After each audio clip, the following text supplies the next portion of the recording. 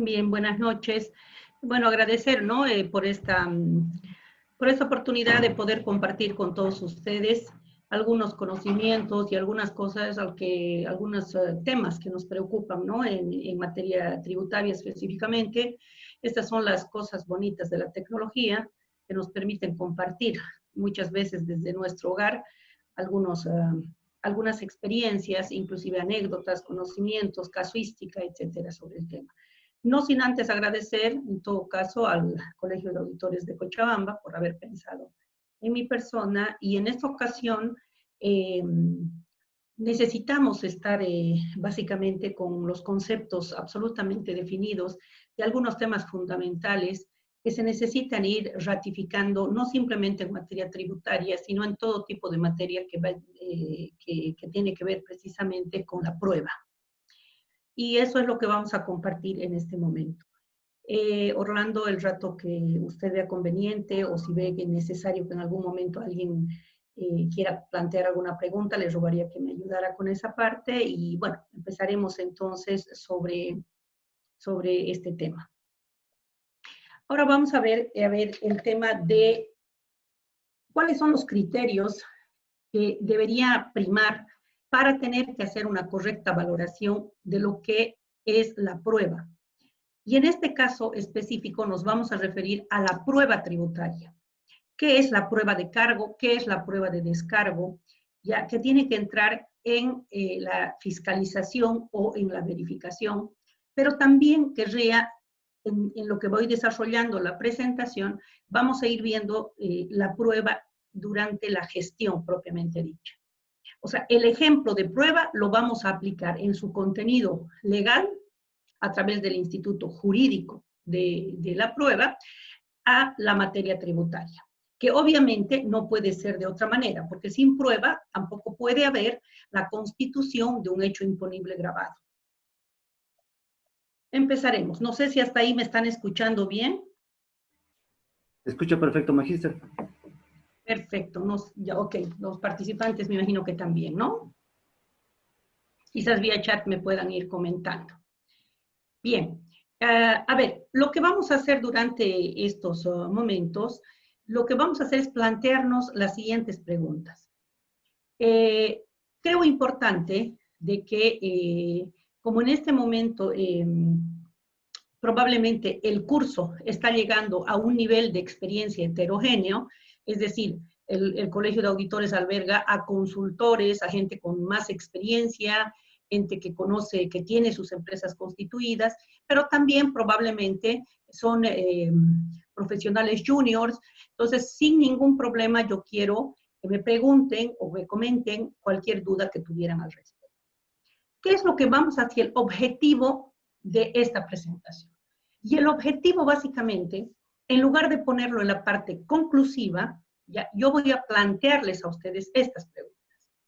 Nos deberíamos consultar, nos deberíamos preguntar si en la acción jurídico-tributaria, cuando tenemos, llámese una fiscalización, una verificación externa, una verificación interna, o cualquier requerimiento por parte de la administración tributaria, si es que nosotros, como asesores o como contribuyentes, sentimos que existe un equilibrio en la relación jurídica tributaria. Sentimos que esa relación jurídica está en igualdad de condiciones, tanto para el sujeto activo, que en este caso es la administración tributaria representada a través de la administración tributaria, y por el otro lado, el sujeto pasivo, llámese contribuyente, llámese, bajo sujeto pasivo, etc. Esa es la pregunta en la que nosotros tenemos que detenernos. Me motiva fundamentalmente plantearnos estas preguntas.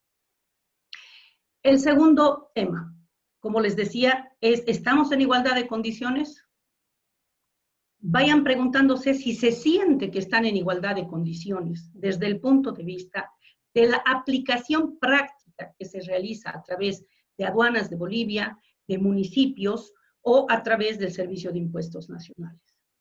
Ahora, cuando vamos a analizar un tributo, a pagar un tributo, ¿sí? sea producto de una determinación tributaria, vale decir, de una verificación, una fiscalización, ¿sí? O bien a través de una autodeterminación, quiere decir que la que declaro yo, propiamente dicho, la que realiza el sujeto pasivo o el contribuyente. Buscamos, ¿qué cosa? ¿La justicia o el derecho? Esta es una pregunta crucial que se las voy a trasladar y que se las planteé en primer momento para que al concluir esta jornada ustedes reflexionen y hagamos un comentario o un foro sobre el tema, pero bueno, son temas que nos preocupan. Si entenderíamos que estamos en un desequilibrio, en esa balanza, que debería haber una equidad, un equilibrio más bien, un equilibrio en la balanza entre el sujeto activo y el sujeto pasivo, o entre el Servicio de Impuestos Nacionales y el contribuyente, ¿sí? Esto ayudaría a la sostenibilidad recaudatoria. O si sentimos que estamos en desigualdad, la pregunta es, ¿ayuda a que sean sostenibles las recaudaciones tributarias? Esas son las preguntas que nos vamos a ir planteando durante este tiempo. Entrando en materia, vamos a ir un poco recordando qué significa el tema de prueba tributaria. Bien, pero antes de entrar específicamente a la definición de la prueba tributaria, la palabra prueba emerge obviamente de una definición, ¿sí? De una definición legal reconocida internacionalmente, independientemente de los países de los que se trata. Y hay un tema fundamental. ¿Qué entendemos por prueba? Esa es la primera pregunta que tenemos que saber. ¿Qué entendemos por prueba? Hay muchas definiciones, todas convergen a lo mismo, quizás una con otra palabra puede cambiar, pero el espíritu del concepto propiamente dicho de la prueba dice justamente que tenemos a manera de antecedentes que tomar en cuenta lo siguiente, que partimos del hecho de que la prueba constituye parte imprescindible del instituto jurídico, en este caso vamos a hablar del derecho tributario. El concepto de prueba de derecho tributario, o sea, los principios generales de la formación de la prueba en derecho tributario. ¿Cuál es el objeto de la prueba? La carga de la prueba, los medios que se utilizan para decir que esto es prueba, ¿sí? Y ¿qué cosa? Lo más importante, la valoración de la prueba. A manera de antecedente quiero decirles, ¿por qué he puesto esta parte a manera de antecedente? Porque no puede definirse prueba bajo un criterio totalmente diferente en Bolivia del que prima a nivel mundial. ¿Sí? Entonces, el espíritu de la norma básicamente es la misma. Y esta prueba, independientemente que sea tributaria o no, la esencia de la prueba tiene que seguir siendo la misma. Y para eso necesariamente debe sostenerse en un tema que es absolutamente fundamental. Es en los conceptos básicos, perdón, voy a retroceder la presentación, ¿ya? ¿Están viendo bien o no, estimado Orlando? Magíster, sí, está bien el tema del audio y el video, está todo ok. ¿Están viendo bien pantalla completa? Está ahorita en modo modificación de Ahora datos. sí, perfecto. Ahora estamos mejor, ¿no? Ahora está completo. Muy bien. Entonces vamos a tomar en cuenta de que hay tres pilares fundamentales que tienen que haber cuando uno va a ir a ofrecer una prueba, ¿sí? O va a ir a evaluar una prueba. ¿Cuáles son esas? Tres acepciones básicas. Uno, que esta prueba, dice en el inciso A, alude, ¿sí?, a la demostración de la verdad de un hecho, de la existencia o la no existencia. ¿Qué quiere decir con esto? Que el objetivo mismo de buscar la prueba tiene que ser, ¿sí?, puntual y dirigido a demostrar que existe la verdad material de un hecho, o bien, si bien hemos hecho todos los procedimientos para buscar eso y no conseguimos, ¿sí?, demostrar la existencia real, estamos ante una inexistencia de prueba. A eso se refiere el inciso A. El inciso B. Para conseguir esta prueba, necesariamente tenemos que utilizar los medios idóneos y legalmente reconocidos para la consecución de la prueba. A eso se refiere con medios. Aquí se observan los medios y las formas, ¿correcto? Por ejemplo, les comento, ¿será válido una prueba que es grabada a través de un celular? Esas son dudas que seguramente en el transcurso de este tiempo las personas estamos operando la tecnología y queremos saber si eso es prueba o no es prueba. Y en materia tributaria, ¿es medio de prueba para demostrar la existencia o no de un hecho generador? Estas son preguntas que hay que ir planteándose. Y el inciso C, ¿ya? La exactitud de ese hecho que sirve como fundamento a un derecho que se reclama. ¿Qué quiere decir con esto? Quiere decir que si me están pidiendo, por ejemplo, me están revisando el IVA, ¿sí?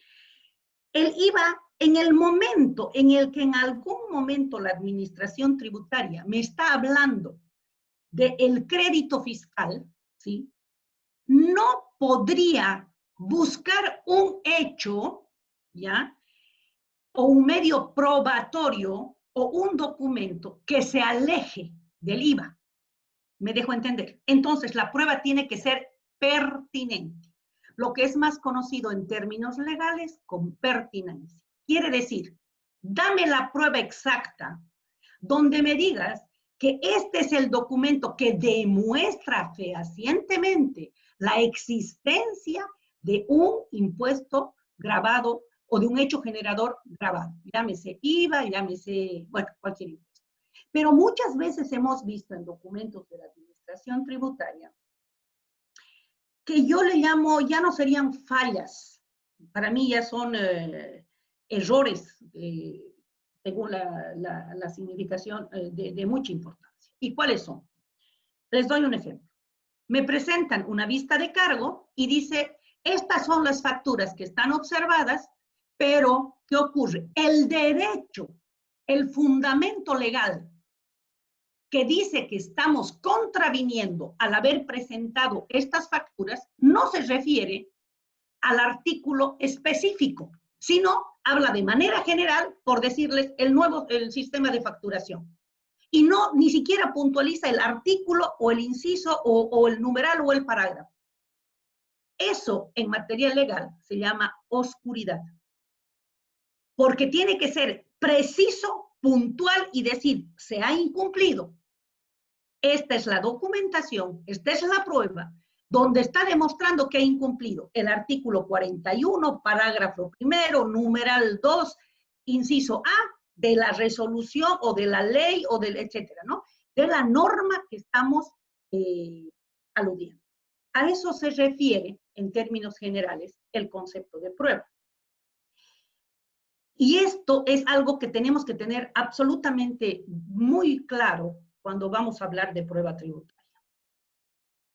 Bien, y en ese sentido, el artículo del Código Civil, comparando básicamente lo que viene a ser acá, ¿sí? Con lo que viene a ser para nosotros el artículo 76 del Código Tributario, yo simplemente he presentado esto para que ustedes vean y comparen en qué se diferencia. Y diremos que en materia civil se entiende que prueba tributaria es quien pretende en un juicio o derecho debe probar el hecho o hechos que fundamenten su pretensión. Parágrafo 2. Igualmente, quien pretenda que ese derecho sea modificado, exigiendo o no, es válido, debe probar los fundamentos de su excepción. Eso, abajito, como ustedes pueden ver, está establecido en el artículo 1283 del Código Civil Boliviano. Ahora, me voy a permitir ir a la siguiente presentación para comparar básicamente los conceptos. Para hablar de prueba tributaria debemos remitirnos no hay un capítulo muy bultoso o bien definido, si quiere llamársele, de lo que significa la gestión de prueba dentro del Código Tributario. Sin embargo, sí, sus 8 artículos son absolutamente claros, porque también en materia tributaria que nos indica que ante algún vacío nosotros debemos acudir al Código Civil. Si encontramos en el Código Tributario algo no está claro sobre el concepto prueba, podemos acudir al Código Civil. Sin embargo, veamos la esencia de este tema. El artículo 76 del Código Tributario nos indica que en los procedimientos tributarios, administrativos y jurisdiccionales, quien pretenda hacer valer sus derechos deberá probar los hechos constitutivos de los mismos. ¿Sí? Se entiende por ofrecida y presentada la prueba por los sujetos pasivos o terceros responsables cuando estos señalen expresamente que se encuentran en poder de la administración tributaria. Ok. No nos olvidemos de que el Código Tributario está vigente desde noviembre del año 2003, el Código Tributario que tenemos. Y en el transcurso de estos años, no ha habido modificación, no ha habido leyes que modificaran este concepto. Quiere decir que sigue manteniendo el espíritu de la norma de ese momento. Y esto, una pregunta para los oyentes, a los colegas dentro de este curso. ¿Encuentran ustedes muchas diferencias del concepto tributario de prueba de lo que es el concepto tributario de la definición en materia civil? Si ustedes analizan, les vamos a pasar quizás la presentación, el concepto, a ver en el chat si tenemos respuestas, vamos a ir viendo si es que hay algunas. Me están escuchando bien, me parece. Ok. A ver, básicamente, si ustedes analizan, son los mismos conceptos. Dice, quien pretende en juicio, porque no se olviden que es tema civil, ¿bien? Este artículo de acá emerge del Código Civil. Entonces, quien pretende hacer sus derechos, dice, ¿por qué dice en juicio? Porque un juez es el que va a valorar la prueba, ¿correcto? Debe probar los hechos constitutivos, ¿sí?, que fundamenten su petición. O bien, debe probar los hechos constitutivos que extingan un derecho, por dar un fundamento, por eso en el caso de extinción, ¿ok? Ahora, vamos a ver al siguiente. Veamos la siguiente presentación en la pantalla.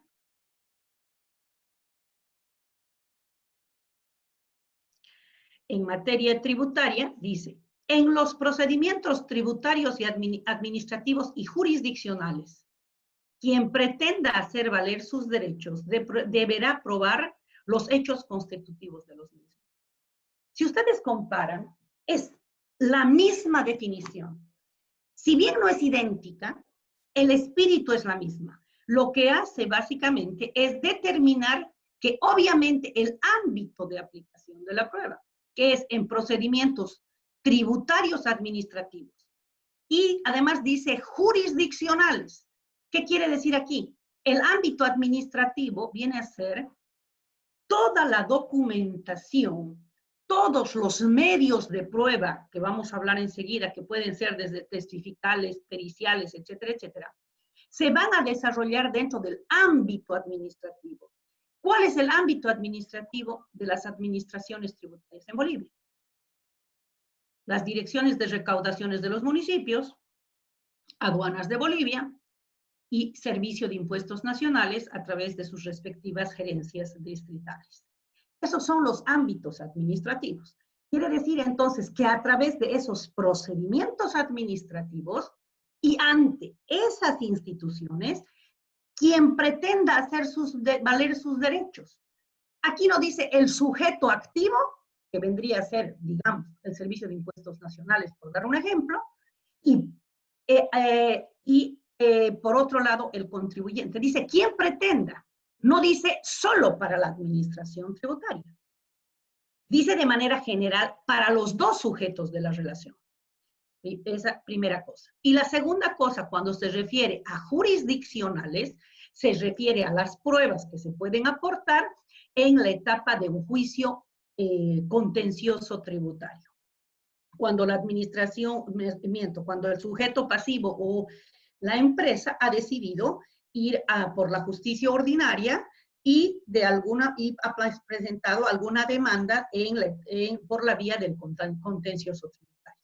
Entonces, tanto para los jueces como para el sujeto pasivo o contribuyente, y eso por un lado, para que valoren los jueces. ¿Quiénes van a los juicios? Va la administración tributaria por un lado, por una parte que vendría a ser el demandado, y quién demanda, que en este caso vendría a ser el contribuyente. Bien, este artículo es, a mi modo de ver, uno de los más importantes del Código Tributario. Yo diría, no puedo decir, pero es uno de los más importantes, si no es el más importante. Porque aquí, si no hay prueba, no se puede sostener absolutamente nada. Por eso la importancia de este curso que creo que es importante compartirlo con ustedes. Adicionalmente, no dice podrá probar, dice deberá probar. ¿Qué quiere decir? Que necesariamente debe buscarse a través de todos los medios de prueba aquellas pruebas que, perdón la redundancia, que confirmen la existencia de un hecho, ¿sí? Pero esta situación es en equilibrio. Vale decir que este artículo se aplica a la administración tributaria y al sujeto pasivo en igualdad de condiciones. Bien, el tema de más abajo evidentemente dice de que si nosotros ya habríamos ofrecido alguna información con carácter anticipado a un requerimiento, alguna información, ya no necesitamos volverla a presentar porque evidentemente está en poder de la administración tributaria.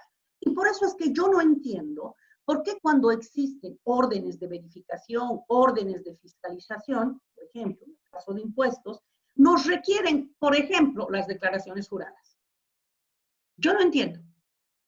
Yo no entiendo porque las declaraciones juradas por sí mismas, ya, al darnos un password que se supone que es único para nosotros cuando hacemos nuestras declaraciones juradas, se envían a través de los medios electrónicos y ya están en poder de la administración. ¿Sí? Lo mismo en el caso de ahora, por ejemplo, no se ha actualizado este artículo, lo que estamos utilizando el tema del 605. Porque en el formulario 605 nosotros adjuntamos todo lo que significa los estados financieros, claro, evidentemente bajo el formato presentación, pero inclusive las notas de los estados financieros. Entonces, ¿eso está o no está en poder de la administración tributaria?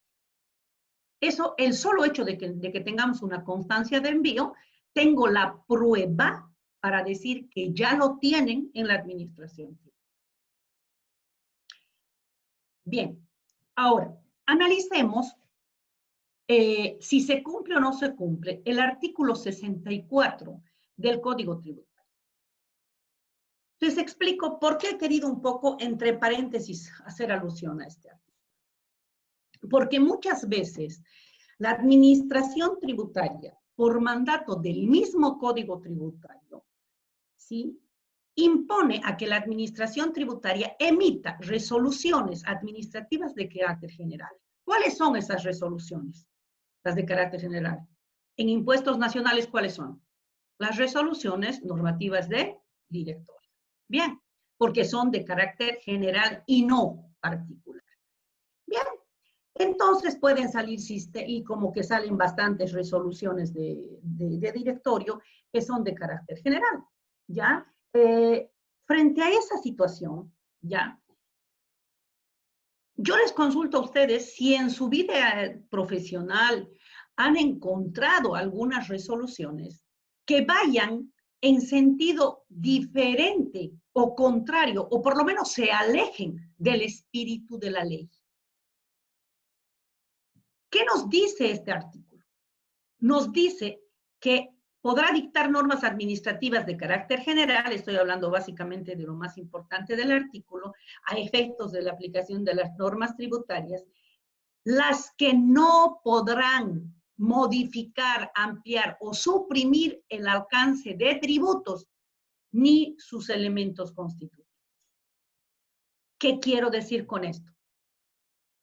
En mi apreciación pueden no ser todas, evidentemente, pero son algunas, ¿ya? Y aquí debería sumar algunas resoluciones normativas de reciente data, ¿sí? Como las que han salido por el tema después de la pandemia, de la declaratoria de la pandemia, ¿no? A ver, un ejemplo, la resolución 1038 del 2013. Esa resolución, a través de su artículo 5, le estoy dando solo un ejemplo, está alejándose del principio de la ley 843. Sin embargo, es una resolución normativa de directorio. Primera pregunta. Segunda observación. La resolución 32 del 2006. Que es la resolución que las vamos a presentar un poco más adelante, pero en un esquema gráfico, ¿sí? Que es básicamente la resolución que dice, bajo estos pasos y procedimientos, vamos a hacer una verificación por parte de la administración tributaria al contribuyente o vamos a hacer una fiscalización. Pero estos son los pasos que vamos a hacer. Miren la importancia de esa resolución. La última vigente es la 1032 del 2016 y la resolución 1019 del 2016 que se refiere a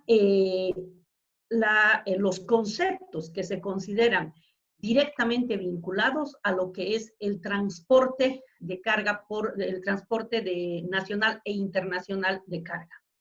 Esta resolución es la única resolución que a mi parecer existe en Bolivia, donde han sacado una resolución, he sido parte de estas negociaciones, pero no estoy de acuerdo con el contenido de la resolución, ¿sí? Donde dicen que es directamente vinculado a la actividad grabada, ¿no? O sea, ¿qué se necesita? Para el IVA se necesita, digamos, se van a reconocer los gastos de llantas, se van a reconocer los gastos de repuestos, etcétera, etcétera, pero en lista, ¿cuáles son los conceptos directamente vinculados para tema IVA? Esa resolución, en mi apreciación, está sesgada porque no ha reconocido el concepto, ¿sí? Que tiene que manejarse para el concepto del transporte internacional de carga. Esta resolución entiendo que ha sido sí, impugnada y está bajo un recurso de inconstitucionalidad abstracta ante el tribunal y bueno, estamos esperando la salida. Bien, ahora, un tema también, y entrando en otro tema. Entonces, quiero decir que si la resolución, el artículo 64, le da tantas facultades a la administración tributaria para poder sacar las resoluciones, en mi opinión no es sacar por sacar. Tienen que ser resoluciones que no creen impuestos, que no distorsionen la base imponible. Como dicen acá, no pueden modificar, no pueden ampliar o suprimir el alcance de los tributos, ni sus elementos constitutivos. Lógico, eso dice una ley que es absolutamente importante, que es el Código Tributario. Solo se crean leyes por mandato de la ley, se modifican alícuotas por mandato de la ley, se amplían por mandato de la ley, se suprimen, ¿correcto? Por mandato de la ley, pero no a través de resoluciones normativas de directorio, no a través de decretos, porque no tiene la fuerza jurídica de modificar un elemento tan importante. No voy a hablar mucho sobre las facultades específicas que tiene la administración tributaria en una etapa, por ejemplo, de control o de fiscalización, que son bastante amplias, ¿no? Son bastante amplias, tienen 13 numerales en el artículo 66, pero hay muchas otras facultades que le otorga el Código Tributario, en su afán, obviamente, de controlar, el 70, el 71, el 100, 104, 108 y muchos, ¿ya? Entonces, En otras palabras, tiene facultades bastante amplias. Ahora, antes de entrar y continuar, yo me pregunto bajo ese contenido, ¿conocemos nuestros derechos tributarios? ¿Sabemos cuáles son nuestros derechos tributarios? Entonces, si ustedes analizan el Código Tributario, van a encontrar que hay muchísimos artículos que están en favor de la administración tributaria, porque evidentemente la administración tributaria está yendo a precautelar un ingreso para toda la sociedad, ¿correcto? Pero también hay los pocos artículos que existen en el Código Tributario. Hay que conocerlos, hay que repasarlos y ante todo hay que aplicarlos. Por eso en cada presentación que doy, me gusta resaltar los derechos del contribuyente o de cualquier persona que tenga. Y dice el 68 de manera muy clara, no voy a entrar a hablar de los anteriores artículos porque nos va a llevar numerales de este artículo, porque nos va a llevar mucho tiempo, pero mire, por ejemplo, el 5 dice, hacer tratado con el debido respeto y consideración, etcétera, ¿no? El 6, voy a puntualizar, el numeral 6 del artículo dice, al debido proceso y a conocer el estado de tramitación de los procesos tributarios en los que sea parte interesada a través de libre acceso a las actuaciones y documentación que respalde los cargos que se le formulen, ya sea en forma directa o personal o a través de un tercero o profesional, etcétera, un asesor acreditado para el ente. 7. A formular y aportar, aquí viene, en la forma y plazos previstos de este código, todo tipo de pruebas y alegatos, que deberán, además, ahí, fíjense, dice, deberán, está con rojo, lo he puesto así, deberán ser tenidos en cuenta por el órgano competente al redactar la correspondiente resolución. Ya, a ser informados del inicio y la conclusión de la fiscalización. Más adelante vamos a hablar cómo concluye. Y vamos a ver si en la conclusión están todos los instrumentos que se debe, por primacía de la Constitución, tener y ver, y vamos a comparar si realmente en una fiscalización los están cumpliendo. ¿Sí? Entonces dice, a ser informados al inicio y conclusión de la fiscalización tributaria acerca de la naturaleza y alcance de las mismas, así como de sus derechos y obligaciones en el curso de su actuación. Bien a la acción de repetición, etc. Y lo más importante, si bien no se ha modificado el numeral 10 del artículo 68, se sigue manteniendo en esta nueva Constitución, en lugar de ser, dice, hacer oído de conformidad al artículo 16 de la Constitución Política del Estado. ¿Qué quiere decir?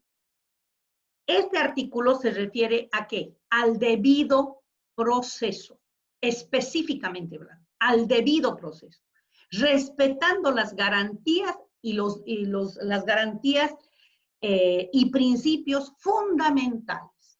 Pero como el Código Tributario, ustedes saben que data del 2003 y la nueva Constitución data de febrero del 2009, o sea, después, no se ha actualizado este numeral, pero no ha habido ninguna ley que derogue este artículo, ¿ya? O por lo menos a través de este, y menos que abrogue el artículo en su conjunto, o este numeral. Bien, entonces, se reemplaza el artículo 10 con el artículo 116, parágrafo primero, de la actual Constitución Política del Estado. Bien, cuando nos hacen una fiscalización, también hay un artículo a favor del contribuyente, que es la presunción a favor del sujeto pasivo o a favor del contribuyente. Bien, y sobre esa base, ¿será que siempre presumen de buena fe, consideran que somos inocentes hasta que prueben la otra situación? Muchas veces yo he visto lastimosamente que esa presunción de inocencia se olvida y se dan criterios demasiado subjetivos sin llegar ni siquiera a constituir prueba. Y es lo que dice ahí, ¿no? En aplicación de los principios de buena fe y transparencia, se presume que el sujeto pasivo y los terceros responsables han cumplido con sus obligaciones tributarias cuando han observado sus obligaciones materiales y formales, es decir, si han declarado y han pagado, hasta que ahí viene el tema. En debido proceso. Ese debido proceso no son dos palabras literales de poca importancia. Son dos principios y garantías constitucionales.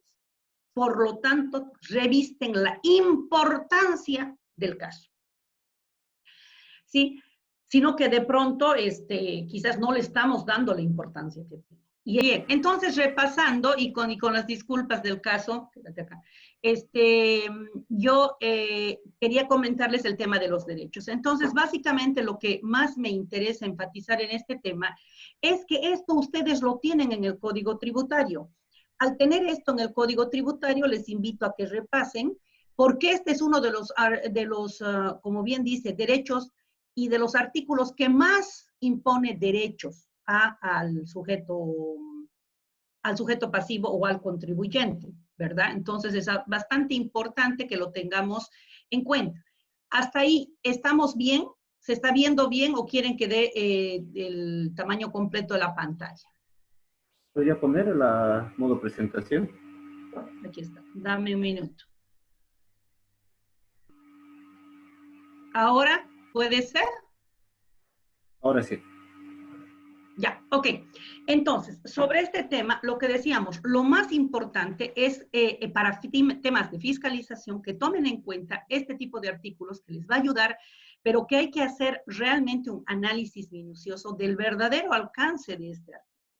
Y lo mismo, lo que decíamos, aquí hay un tema bien importante. Fíjense, ¿cuándo hacemos uso de este artículo? El cursor, ustedes me siguen con el cursor, ¿verdad? Bien, en el artículo 7 les decía, miren la forma, ¿no? O sea, dice, a formular y aportar en forma y plazo previsto en este código todo tipo de pruebas y alegatos. Dice que deberán ser tenidos en cuenta por los órganos competentes. Aquí les voy a hacer un comentario. Muchas veces nos piden la documentación, etcétera, una serie de requerimientos y bueno, evidentemente entregamos toda la documentación para la revisión. Pero muchas veces nos acercamos y decimos, ¿desean ustedes que aclaremos alguna situación en particular? No, ya les vamos a avisar. No, ya los vamos a llamar. Volvemos. No, no, no. O a veces sienten que los estamos presionando para que terminen un trabajo. Y no es la idea. Entonces, bajo ese contenido, que se haga un buen trabajo está bien, pero tenemos no solo el momento y la oportunidad de presentar de oficio, ¿qué quiere decir? Espontáneamente, algunas pruebas que inclusive pueden no habernos requerido, pero que pueden ayudar a tener la objetividad en la valoración de la prueba. Inclusive puedo acercar y ofrecer que quiero el tema de alegato. ¿Qué es el alegato? Es un espacio presencial en el que está la administración tributaria y el contribuyente con sus asesores y pueden exponer de manera verbal, literal, con gráficos, con presentaciones, con documentos, con explicaciones, certificaciones, etcétera, etcétera, etcétera, etcétera, cualquier situación que quieran aclarar o que presumiblemente estamos pensando que nos pueden determinar base imponible. Fíjense qué impone la ley. Dice que deberán, no dice podrán, dice deberán, por eso está con rojo, ser reconocidos, o sea, tomar en cuenta en el momento que preparen la resolución. Muchas veces hemos escuchado cuando se termina la fiscalización o la verificación, hemos visto con mucha tristeza que en la resolución determinativa dice, ha presentado estos descargos el contribuyente, ¿sí? Muchas veces ni siquiera los enlista, o si los enlista, simplemente es eso, numerarlos. Y dice, sin embargo, no son suficientes para demostrar lo contrario. ¿Sí? O sea, no son suficientes para desvirtuar la carga de la prueba. Punto. Y eso no es correcto. ¿Por qué? Porque en el derecho administrativo que impone la ley del procedimiento administrativo, ¿sí?, obliga a que se fundamente por qué, cuál es la razón, cuál es la motivación por la que esta prueba que hemos presentado no está siendo valorada. Entonces, no es suficiente que la resolución determinativa diga, se ha presentado, esto ha presentado descargos en tal fecha, dentro del plazo establecido en el artículo 98, pero no son suficientes, y no dice el por qué. ¿Me dejo entender? Entonces, son cosas importantes, porque hay igualdad de condiciones. Ahora, en el artículo 8, por ejemplo, en el numeral 8 del artículo. Muy bien, nos notifican por el inicio. Pregunto a quienes tienen experiencia. Cuando ha terminado la verificación o la fiscalización, ¿con qué les notifican? Muchas veces nos notifican directamente con la vista de cargo, como presumiendo que no voy a aceptar. Ellos no pueden presumir. No están autorizados para presumir. ¿Por qué? Aquí directamente muchas veces se emite la vista de cargo que inclusive llega a tener la misma fecha del informe de actuación que nunca nos han puesto en conocimiento del contribuyente. Entonces, esto está reñido con la ley del procedimiento administrativo. Recomiéndoles leer el artículo 47 y siguientes de lo que significa un acto administrativo, de la ley del procedimiento administrativo. Bien, y en debido proceso. Esos serían los derechos. Con relación a la presunción, ya habíamos hablado de que a veces se presume, más bien la ley que dice que tienen la obligación de respetar el artículo 69. Al presumir a favor, la presunción dice a favor del sujeto pasivo. ¿Qué quiere decir? Que no puede emitir ni juicios de valor, ni criterios subjetivos, o llamémosle caprichosos, sin tener, ¿qué cosa? Lo más importante, la prueba que demuestre esa inocencia. ¿Sí? Por eso es importante conocer los medios de prueba y cómo se van a obtener.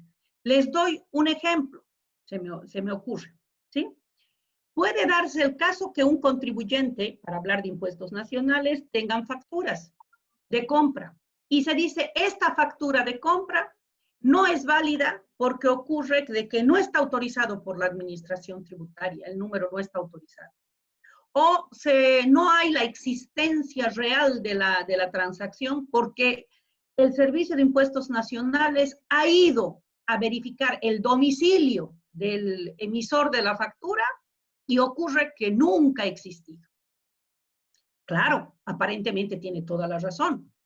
Pero cuando uno hace una valoración de los procedimientos en una etapa de descargo, si le dan todos los antecedentes, ¿qué encontramos? Que ha ido el fiscalizador y que ha firmado como testigo de actuación de que ha ido el fiscalizador, otro fiscalizador del Servicio de Impuestos Nacionales. ¿Creen ustedes que esa es una prueba imparcial? Esas son preguntas que nos tenemos que cuestionar. Por lo tanto, es absolutamente indispensable que se cumpla la ley. Los procedimientos deben estar ajustados a la ley. Caso contrario, riñe con un principio y una garantía constitucional que no está respetando el debido proceso. Hasta ahí, señores, yo quisiera que a través de Orlando me digan si están escuchando, si se han cansado o estamos bien o hay preguntas.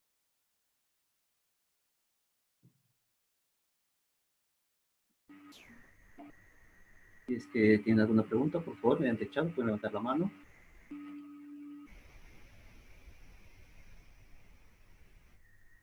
Bien.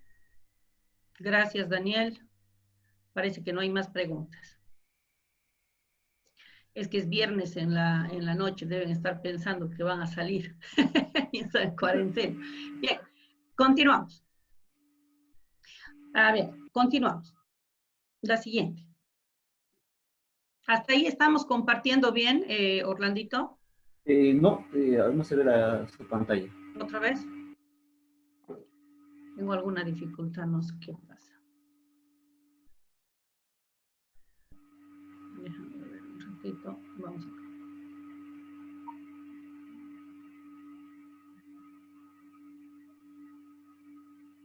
Ok.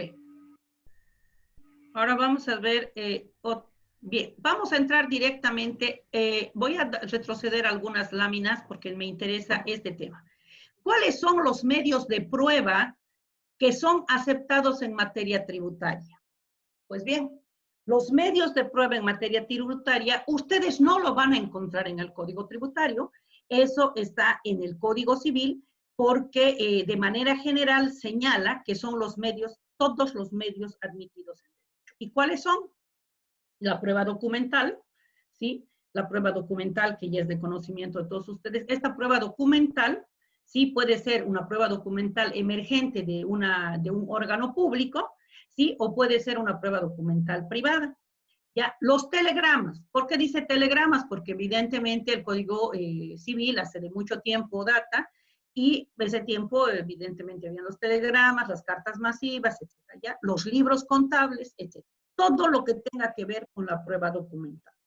Ahora, dentro del Código Civil no existe una normativa específica que reconozca como prueba a un tema fundamental, que lo aprueba la Ley 812, y es los medios de notificación electrónica.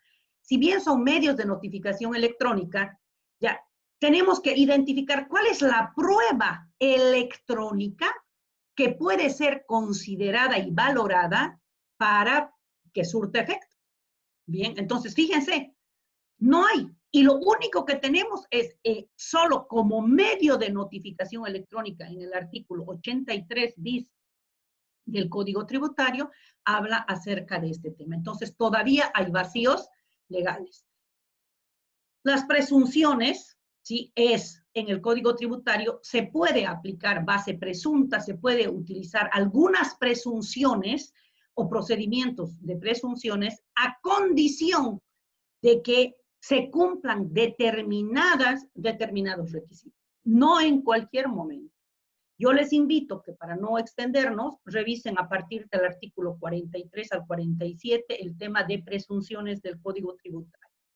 La confesión también es un medio de prueba que es admitido en materia tributaria. Creo que su denominación lo deja entender acerca de la confesión.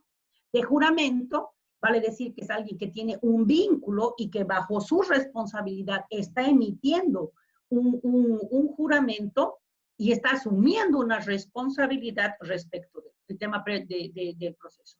El tema de la prueba testifical, sí, en materia tributaria sirven los testigos, pero tiene un límite que solo pueden haber 2 testigos. Bien, los informes periciales, ¿serán válidos o no serán válidos? Pues sí, son válidos los informes periciales. Eso no quiere decir que van a ser aceptados como verdades absolutas, ¿sí? Pero son pruebas que tienen que ser valorados por la administración tributaria e inclusive cuando estamos en un juicio contencioso tributario, o sea, va a manos de la justicia ordinaria, ¿sí? O sea, bajo del órgano judicial, pueden los jueces o los vocales pedir informes periciales de gente sobre un determinado trabajo, proceso, etc. ¿Bien? Y la inspección ocular, su nombre lo dice, sí, la inspección ocular, o sea, vale decir que es un procedimiento bastante importante que hoy es reconocido como medio de prueba y, bueno, es absolutamente válido para obtener. Se da esto en la administración tributaria donde los fiscalizadores van, verifican, miran, consultan, etc. Ahora, ¿la inspección ocular es solo para la administración tributaria? No, señores. Estos medios de prueba son para ambos sujetos, tanto para el sujeto, es decir, para la administración tributaria como para los contribuyentes. Ya, ahora, el que los utilicemos o no, esa ya es responsabilidad nuestra, ¿de acuerdo? Ahora, esta ya voy a ir pasando, por favor. ¿Qué es importante en el tema de las pruebas? Primero, la pertinencia y la oportunidad. De nada me sirve dar una prueba que está fuera de plazo, ¿correcto? Ya no estoy en la etapa de oportunidad. O la otra situación, ya quiero aportar con las notas explicativas, digamos, de una nota al estado financiero, ¿sí? Pero ocurre que entrego otra, ¿ya? O, por ejemplo, la administración tributaria, o la etapa de descargo, yo descargo esta situación, demuestro documentalmente, etcétera, pero en el momento de emitir la resolución determinativa, sencillamente me contesta la administración tributaria diciendo que no es suficiente o porque no se aplica al motivo que están observando. Entonces, esto se llama un tema fundamental. ¿Qué cosa? Tiene que haber en ambos sujetos, contribuyente y administración tributaria, las reglas de sana crítica, sentido común, las cosas bien relacionadas y de buena fe. Es importante que sean requeridas y entregadas. Para decir que hay una prueba, tiene que ser requerido por el Servicio de Impuestos Nacionales y entregada por nosotros. Ellos pueden decir, es requerida pero no entregada. Puede darse el caso que nosotros no entreguemos Cardex porque no tenemos.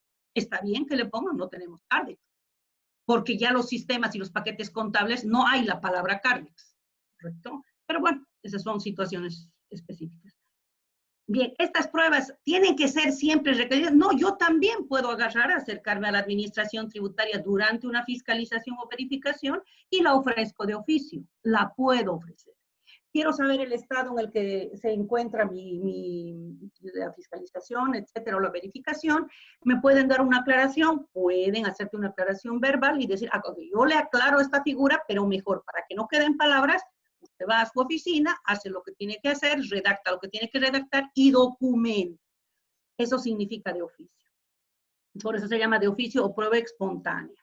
¿Ya? Y juramento de reciente obtención. Puede darse el caso que durante el proceso de fiscalización o verificación, usted pueda aportar con alguna prueba más que, como le dan plazos para presentar, no la va a poder obtener hasta ese plazo. Por ejemplo, un contrato que haya hecho con un proveedor del extranjero, ¿ya? Y que ha sido un contrato evidentemente comercial, ¿ya? Pero que no está sellado por la Cancillería de Bolivia en ese país, por darle un ejemplo, ¿ya? Entonces, no va ya se va a vencer el plazo de presentación de la documentación. ¿Qué puede hacer? Decir, señores, este contrato se los voy a ofrecer en calidad de prueba, pero va a llegar recién de aquí a un mes, pero lo estoy ofreciendo. Eso se llama prueba de reciente obtención, ¿ya? Eso en materia de auditoría, de contabilidad, ¿acaso todo eso no es evidencia? Los auditores, los contadores, nos basamos ¿en qué? En la evidencia, ¿sí? Que es lo troncal de nuestra profesión. Por lo tanto, esto es un tema absolutamente similar. ¿Hasta ahí se han cansado, señores? ¿Quieren hacer un pequeño break o seguimos? Bien. Continuamos. ¿Cuáles son las modalidades que el Servicio de Impuestos Nacionales han establecido para el control? Las que están establecidas por resolución expresa, ¿sí? Son la fiscalización parcial, la fiscalización integral, la fiscalización del CDIM, obviamente posterior, la fiscalización previa y las verificaciones que son verificación interna y verificación externa. Eso encuentran en la resolución y todas estas casuísticas usted la van a encontrar dentro de la resolución última que está vigente, la 32 del 2016, y bueno, es bastante larga porque detalla los procedimientos que se van a utilizar, los pasos que van a seguir en el proceso de la determinación de oficio por parte de la administración administración tributaria. ¿Qué es una determinación de oficio? ¿Qué significa? ¿Qué se busca? Digamos, es fiscalizar el correcto cumplimiento de las obligaciones tributarias en forma periódica y a todos los contribuyentes o al contribuyente seleccionado, cautelando el correcto e íntegro cumplimiento, y pago de sus impuestos. No voy a hablar del cuadro paralelo porque es para una auditoría CDIM, el tiempo no nos va a dar. Por lo tanto, voy a ir pasando con las disculpas de ustedes y del modelador. Acá, solo a manera de presentación, ustedes van a ver un gráfico donde en la parte donde está el cursor, se refiere a los procedimientos. Lo que me he permitido es graficar los pasos y procedimientos de toda la resolución 32, ¿sí? Cuando se trata de fiscalizaciones y cuando se trata de verificación. De este sí vamos a hablar en la siguiente lámina, pero esto es para el tema de la devolución de impuestos, el certificado de devolución de impuestos. No vamos a hablar en esta ocasión, que es un poquito más complicado. Bien, aquí viendo en la pantalla. Viendo en la pantalla, vamos a entrar y vamos a ver la siguiente pantalla. Y ustedes, ¿cómo empieza un proceso de fiscalización? Ustedes ya conocen, o para los que no conocen. Primero tiene que haber una orden de autoridad competente, una orden de fiscalización o verificación. Tiene que haber un inicio y un final acá del trabajo de campo. Miren la llave, cómo estoy haciendo un inicio y un final de lo que tendría que ser el trabajo de campo. Bien, entramos el fiscalizador requiere la documentación, se le entrega la documentación, empieza a hacer sus pruebas de cumplimiento, procedimientos, etcétera, etcétera.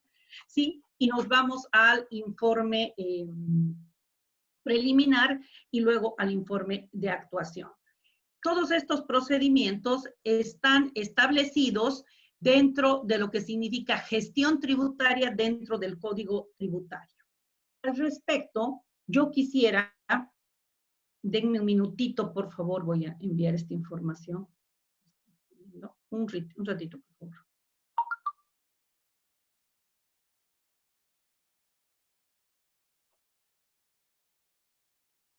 Bien.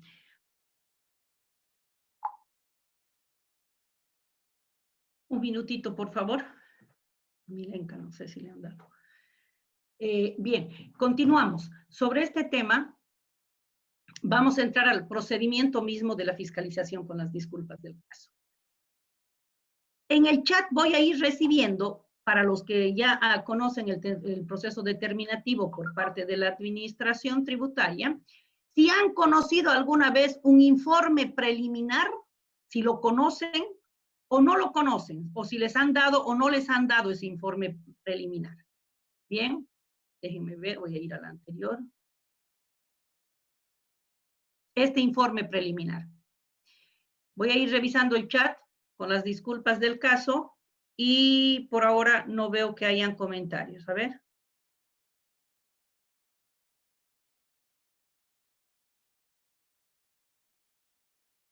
Bien, derechos del contribuyente, en fin, todavía no hay preguntas puntuales. Al último vamos a ir leyendo y con la ayuda de Orlando vamos a irle pidiendo las preguntas y vamos a ir contestando. A ver, sobre el tema. Magíster, perdón que me interrumpa. Sí. ¿Ha dejado de compartir la presentación? Nuevamente. Sí. Ahí es que por a ver, cuando quiere ver el chat, creo que lo cierra y debe ser. Sí, ese es el tema. Cuando quiero ver el chat me hago un lío, entonces no voy a tener que ver el chat.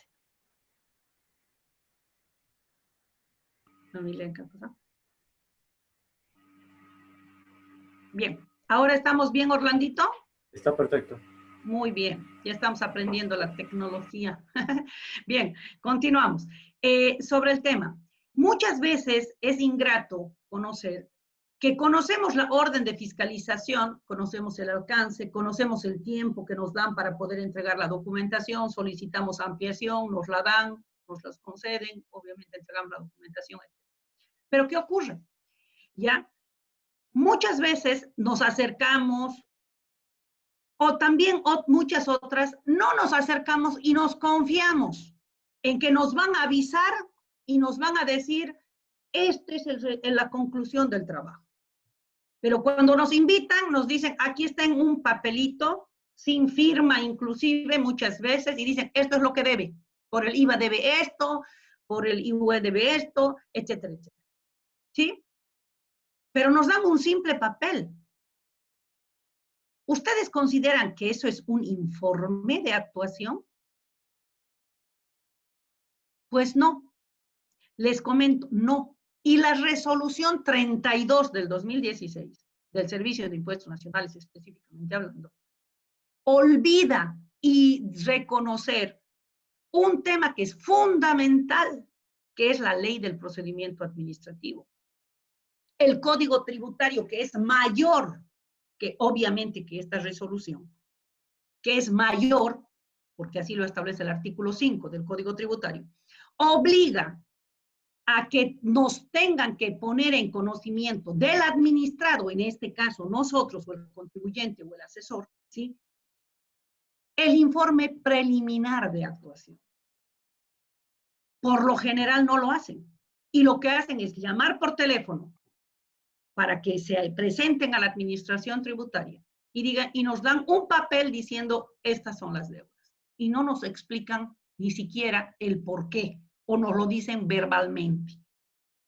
Pero eso no me sirve. ¿Por qué no me sirve? Porque no causa efecto. Porque un papel por sí mismo, salvo que tenga firma de autoridad competente, que en este caso es el gerente del Servicio de Impuestos Nacionales, no tiene valor probatorio. Es nulo de pleno derecho. Por lo tanto, muchas veces directamente ya no dice, bueno, ¿paga o no paga? Debe tanto. Le damos tantos días. ¿Paga o no paga? Esa es la pregunta. ¿Cómo nos sentimos frente a ese tema? Cuando lo correcto es que nos digan, señor, este es el procedimiento que hemos aplicado. En base a su documentación hemos ido, hemos cotejado, hemos hecho esto, hemos hecho aquello, pero de manera escrita. Eso establece la ley del procedimiento administrativo. Es obligatorio, no es opcional, es obligatorio. Y directamente muchas veces se pasan al informe de actuación, que ni siquiera está obviamente dirigido a nosotros. ¿Acaso yo no tengo derecho a saber qué procedimientos han hecho para determinar que debo tanto? Pues por supuesto, ¿acaso eso no es debido proceso? Eso es debido proceso. Garantía y principio fundamental del constitucional y adicionalmente reconocido el artículo 4 y siguientes de la ley del procedimiento administrativo. Sin embargo, no se ve eso. Bien. Y directamente nos dicen, bueno, como no paga, aquí tiene la vista de cargo. ¿Qué es la vista de cargo? La vista de cargo es una pretensión de querernos cobrar un monto. Pretensión. Pero muchas veces nos notifican con la vista de cargo sin ni siquiera conocer el informe de actuación. El informe de actuación, ¿qué es? Lo que para los auditores les llamamos, ¿qué cosa? Las sumarias, o les llamamos en un auditorio los papeles de trabajo. Si bien no nos los van a dar porque son de ellos los papeles de trabajo, el informe es la base fundamental por la cual se emite la vista de cargo. Entonces, muchas veces nos dicen, usted tiene 30 días para descargar. Si quiere, descarga. Pero por favor, no hay problema, hago uso de mi derecho de descargo.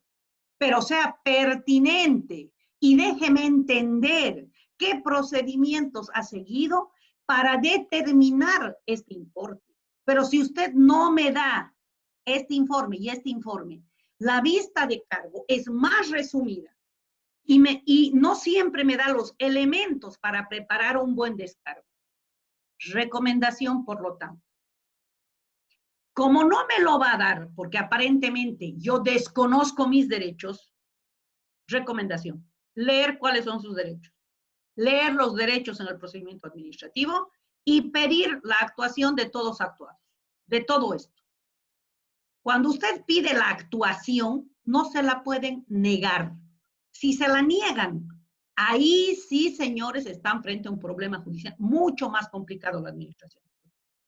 Se la tienen que dar. Pero lo importante es que den los expedientes, pero que se lo den oportunamente, no cuando falta 3 o 4 días para que venza la vista de cargo. Un superhéroe tiene que intentar hacer descargar una vista de cargo que es muy tarde. Entonces, lo correcto es que todos los antecedentes, que no necesariamente son papeles de trabajo, sino toda la prueba documental de cargo está en el expediente cuando yo la pido en la vista de cargo. ¿Qué más me dice? Me dice que cuando se trata de una fiscalización, porque es más profundo que una verificación, tengo los 30 días para decidir si pago o no pago. Obviamente que si pago este importe que presumiblemente ellos sacan en la vista de cargo hasta el 10º día después de notificada, 0 sanción porque tengo arrepentimiento eficaz, etcétera. Ya, y veremos que estoy en esa etapa de arrepentimiento eficaz y en función de ello, si pagara yo, emiten un informe de conclusión y la correspondiente resolución determinativa de inexistencia de deuda. Pero, ¿qué pasa si no pago? Si no pago, por alguna razón, ya, entonces si no pago, directamente la vista de cargo la van a emitir, la van a dirigir al departamento, a la oficina jurídica o al departamento jurídico y de cobranza coactiva, ¿sí? Para que siga los procedimientos siguientes que enseguida lo voy a manifestar. ¿De acuerdo? Entonces, en función de esa parte, vamos a ver qué es lo que ocurre.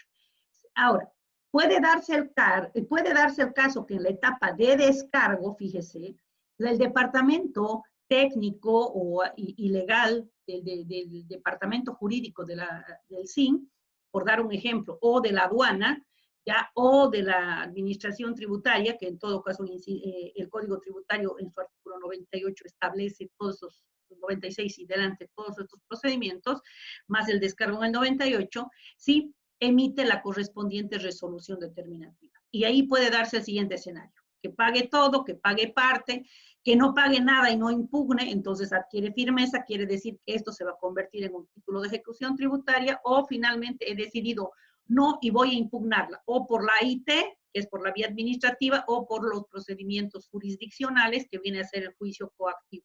No coactivo, el juicio contencioso tributario, perdonen. Bien, la siguiente.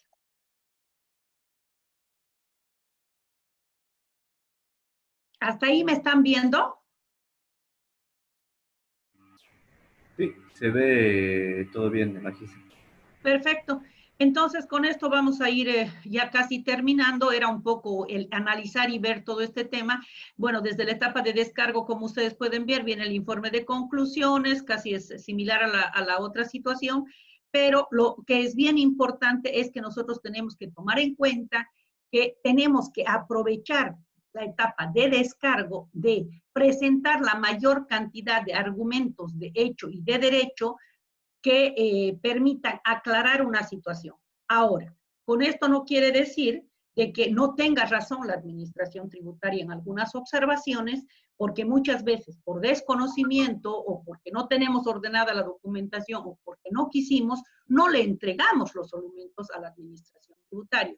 Aquí hay que valorar qué nos piden y qué tenemos que entregar, la oportunidad en la que tenemos que entregar, de tal forma de que se pueda hacer un adecuado descargo. Acá hay una responsabilidad del contribuyente donde debe fundamentar el descargo, debe probar el descargo, quiere decir la prueba que permita desvirtuar la prueba de cargo que está manejando la administración tributaria, y darle los elementos al departamento jurídico en el caso de una fiscalización, o el departamento mismo de fiscalización en el caso de una verificación, para que tenga los elementos suficientes para considerar esa situación. De manera general, yo quería en este momento básicamente hacerles esta presentación que tiene muchas aristas de carácter legal, pero básicamente ese es el procedimiento que tenemos que considerar. No voy a entrar en mayores detalles con relación al tema de la resolución, etcétera, digo, del CDIM, o los otros procedimientos de determinación, porque son se nos va a extender mucho el curso. Lo bueno es que en esta lámina, por ejemplo, lo único que estamos haciendo es mostrar. Cuando se trata de verificación interna, todo se desarrolla en el departamento de fiscalización, ya inclusive la valoración de los descargos. Cuando hay un pago total, ¿sí? Del caso de fiscalización interna, ya todo se desarrolla también dentro del Departamento de Fiscalización, inclusive emite la resolución determinativa y de inexistencia de deuda, como dicen aquí con este textito. Pero cuando se trata de fiscalizaciones parciales, fiscalización total o verificación externa, la situación cambia. El Departamento de Fiscalización desarrolla toda la gestión de determinación de oficio, más cuando determina la vista de cargo y, digamos, ya emitida la vista de cargo, traspasa todos los documentos al departamento jurídico de la administración tributaria para que recepcione los descargos, para que haga el informe de actuación y finalmente emita la resolución determinativa de inexistencia de deuda. Esa es la diferencia que ha modificado un poco qué departamentos van a intervenir y en qué momento la resolución 32 del 2016. Para todos este es el formato, si no todos conocen, el formulario 7531, el formato de lo que viene a ser una orden de verificación, que es un poco más simple de lo que es básicamente una orden de fiscalización. Bien, suele darse el caso que adjunto a este requerimiento, porque son muy limitados y ya están preimpresos, quieran los auditores de impuestos nacionales, por lo menos en este caso concreto, de Graco era este tema, entonces quieran ampliar esta presentación, quieran pedir más elementos de juicio. Entonces piden mayor documentación y evidentemente presentan una solicitud, acá en el formulario dice adjunto al 4003, y toda la documentación que ellos consideren necesaria. Bien, es la forma en la que recomendación, siempre es bueno que ustedes traten de hacer la trazabilidad en el momento de presentar la documentación, por lo menos cuando se trata de fiscalización. ¿Qué es trazabilidad? ¿Cómo se origina, por ejemplo, una transacción? Puede darse el caso que en el momento de hoy estemos contabilizando a través del devengo una obligación a futuro, ¿sí? Y luego eso sería a través de un comprobante llamado de traspaso o de diario, le llaman, según el paquete, etcétera. Y luego cuando vamos a cancelar la deuda, obviamente a través del comprobante de egreso, ¿ya? Entonces es bueno aclarar esa figura para que no digan no me diste la información. Eso es básicamente a manera general. Estos son los formatos de vista de cargo, que no nos va a dar el tiempo para podérselos presentar, pero estos son los elementos de la resolución determinativa. Les invito a ustedes que lean a partir del artículo 96 del Código Tributario más su correspondiente reglamentación para saber lo importante y los documentos indispensables que debe tener una resolución determinativa y también una vista de cargo. En la vista de cargo, por ejemplo, señala que tienen que estar todos los elementos y procedimientos que permitan llegar a un determinado resultado. Entonces, tienen que describir paso a paso. Con mayor razón en la resolución determinativa, pues con mayor razón tienen que estar este inciso. Hechos, actos, datos, elementos, valoraciones que fundamenten cada observación. No dice cada observación. Quiere decir, aquí está el hecho que contravino el derecho. Deben hacerlo de esa manera. Bien, eso de manera general. Estas son consideraciones básicamente para el CDI, etcétera. Y hasta aquí prácticamente habríamos agotado las presentaciones, ya mis presentaciones, ya se va a hacer muy largo porque el otro tiene que ver más con verificaciones de devolución impositiva, etc. Hasta ahí hemos terminado, no sé si he sido clara sobre esta base, sobre esta charla, pero yo quiero decirles que si no hay prueba, no hay nada. Por lo tanto, es fundamental que el Instituto Jurídico Tributario define toda una documentación internacionalmente reconocida en derecho tributario y fundamentalmente sobre prueba tributaria. Su recomendación sería que analicemos realmente los alcances de la prueba y hagamos valer también nuestros derechos como contribuyentes, respetando que la administración tributaria está realizando una función que es la de cobrar un impuesto también por eso tiene amplias facultades. Estoy lista para las preguntas, distinguido licenciado Orlando. Bueno, por favor, entonces pasando a la ronda de preguntas. Hay dos maneras de realizar las mismas. Una de ellas es mediante audio. Pueden levantar la mano haciendo clic en la opción participantes. Se desplega una ventana y en la parte inferior derecha dice levantar la mano. Y ahí vamos a tener la visualización y le cedemos el control del audio. O la otra manera es dejar una pregunta en el chat, ¿no es cierto? Entonces, por favor, los que desean hacer las preguntas, es el momento.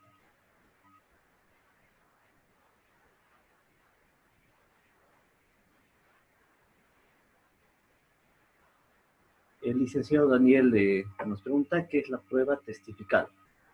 Bien. ¿Me escucha Daniel? ¿O me escucha, no, Orlando? Sí, sí, se escucha.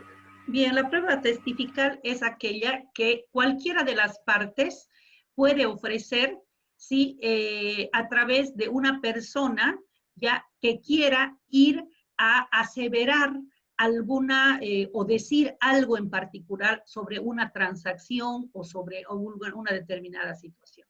Ya, esa es la prueba testifical, es aquella que declara una persona que permite aclarar o permite orientar, si quiere llamarle así, para buscar, en el caso de testifical tributaria, la verdad material sobre la existencia o no de un tributo. Esa es la prueba testifical. Y evidentemente solo pueden en materia tributaria ser admitidas dos personas. Complementando la pregunta, el señor Daniel dice, ¿cuándo debería darse? La prueba testifical la puede dar en cualquier momento. Usted la puede dar durante el proceso de verificación o la puede dar también después de que ha sido notificado con la vista de cargo en la etapa de los descargos. Puede ofrecer la prueba testifical. Si desean hacer más preguntas, por favor, en la parte del chat, o pueden levantar la mano para hacer preguntas por audio. El licenciado Eric nos pregunta, mayormente una fiscalización por el SIM, en el momento de entregarnos la resolución determinativa, la fecha de entrega del documento es pasada una gestión. ¿Es correcto aquello? Asimismo, ¿cómo puedo prevalecer mi derecho como contribuyente si dicha resolución debió hacerse dentro de una gestión? No, no es correcto. Lo que pasa es que me imagino que la pregunta va en el sentido de que si hoy día me están notificando hoy, pero ocurre que la resolución la han preparado hace 6 meses atrás, ¿no? O una gestión, me parece. Entonces, eso no es correcto. ¿Por qué? Porque la resolución determinativa debería no pasar más de 1 año y medio. ¿Por qué? Porque el artículo 104 del Código Tributario dice que cuando se inicia una fiscalización o verificación, ya no debería transcurrir hasta la emisión de la vista de cargo más de 1 año. Entonces, entre lo que sale la vista de cargo, digamos que se ha emitido al año, y lo que saca la resolución determinativa, que pueden ser unos 6 meses posteriores, estoy dándole un número estimado de un plazo de tiempo estimado de 1 año y medio. Sin embargo, es muy importante que la notificación, ya ¿desde cuándo causa efecto? Causa efecto desde el momento de la notificación. Ahora, no es correcto. ¿Qué tendría que hacer sobre ese tema y cómo hacer valer sus derechos? Ya le acabo de manifestar el tema del artículo, revise el artículo 104, y la resolución está muy desfasada, es porque la vista de cargo también está muy desfasada. Recomiendo revisar los antecedentes, pedir el expediente, una copia simple del expediente, para usted analizar y ver las fechas. Y si ve que eso está a más de 1 año de haber concluido la fiscalización y recién la vista de cargo termina, ¿qué le digo?, 1 año y medio después, con mayor razón la resolución determinativa va a ser 2 años después. ¿Ya? Entonces, frente a ese tema, está yendo contra el artículo 104 del Código Tributario. Esa es la forma en la que usted tiene que hacer prevalecer sus derechos. Pero para decir que eso está bien, mi recomendación es que se o visita la administración tributaria donde está el expediente y se satisface y ver las fechas. Caso contrario, pida una copia simple y la hace con calma en su oficina y puede hacer a través de nota expresa. Recordarles, si está bien desea hacer una pregunta mediante voz, la opción es participantes, hacen clic en la opción de levantar la mano y vamos a visualizar. Si tuviera alguien más alguna pregunta mediante chat.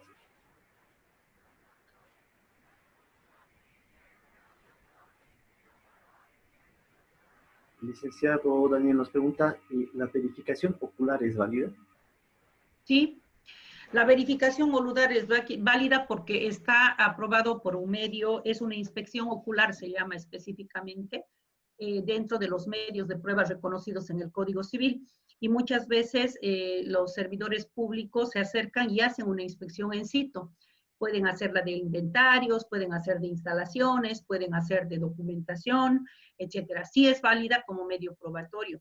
Ya, lo que sí debe considerarse es que esa inspección ocular ya debe reflejar ya la realidad de lo que se vio. Entonces, ¿dónde está el derecho de usted? En acompañar esa inspección ocular, porque es más, ellos no la pueden hacer sin presencia suya, es decir, sin presencia del contribuyente. Siempre tienen que estar. Y el contribuyente o al que delegue el contribuyente tiene que irle orientando sobre los aspectos que tiene que tener. Para que sea válida la inspección ocular, tiene que tener firma de partes. Quiere decir que tiene que tener refrendado, es decir, tanto el fiscalizador o quienes han hecho la visita ocular, la inspección ocular, más el contribuyente. La colega Siri nos pregunta, ¿a qué se refiere con garantías constitucionales en procesos de fiscalización? Las garantías constitucionales en proceso de fiscalización están dadas, es decir, por todo tipo, las garantías, a ver, hagamos un tema aquí fundamental. Un derecho fundamental, una garantía constitucional, son temas que tienen, son situaciones que el derecho otorga a todas las personas de un Estado, como es el caso del Estado plurinacional de Bolivia. Por lo tanto, para cualquier tipo de ramas, civil, penal, familia, tributaria, laboral, etcétera, comercial, etcétera, son principios que están por encima de cualquier otro tipo de situación particular. Entonces, estimada Cindy, cuando yo digo de que se trata de una garantía constitucional, quiere decir que está en la obligación de respetar el debido proceso. Por ejemplo, ¿sí? Es una de las garantías, ¿no? Como hay muchos otros tipos de derechos fundamentales y garantías constitucionales que hay que revisar básicamente en los primeros capítulos de lo que significa la Constitución Política del Estado. Pero a manera de ejemplo, el debido proceso, por ejemplo, en el artículo 116 de la actual Constitución, dice que todas las personas, evidentemente, gozamos del debido proceso. No habría debido proceso cuando yo soy juez y parte en un proceso de determinación o aplicando un procedimiento que no es correcto. Lo que yo le decía, no es posible que vaya una notificación, quieren hacerla personal, por ejemplo, va alguien de fiscalización a notificar, pero ocurre que su testigo de actuación es su propio compañero de trabajo. Entonces, ¿es imparcial? ¿Es debido proceso? No. El testigo tiene que tener condición de imparcialidad. Si no, puede ser viciado de nulidad ese acto de notificación. Le estoy dando solo un ejemplo, ¿correcto? O la otra situación, puede darse el caso de que me manden la resolución determinativa a través de la notificación electrónica, me la quieran notificar electrónicamente, pero no me están mandando al correo institucional que yo acredité, sino al correo personal del contador al correo personal. ¿Eso causa efecto? Pues no causa efecto porque no está estableciendo un vínculo que me establece el artículo 83 y obviamente el decreto supremo 2993 que reglamenta el tema de la notificación electrónica. ¿Me dejo entender? Eso es eso es un ejemplo que le estoy dando, sí. Bueno, Magíster, creo que ya no hay más preguntas, porque la charla ha sido demasiado claro todo lo que he expuesto. Como colegio, la verdad, agradecerle por su participación, agradecer el desprendimiento que ha tenido con los profesionales de Cochabamba y estamos seguros que todos los conocimientos que hemos podido ver hoy día van a ser aplicados por nuestros colegas y esperamos contar con su presencia en nuestro curso.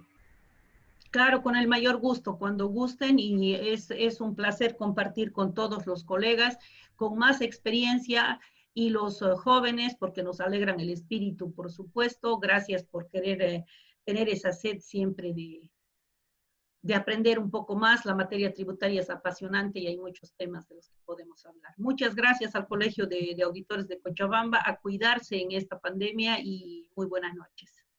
Gracias, Magíster, gracias a los participantes. Será hasta otra oportunidad. Buenas noches. Buenas noches.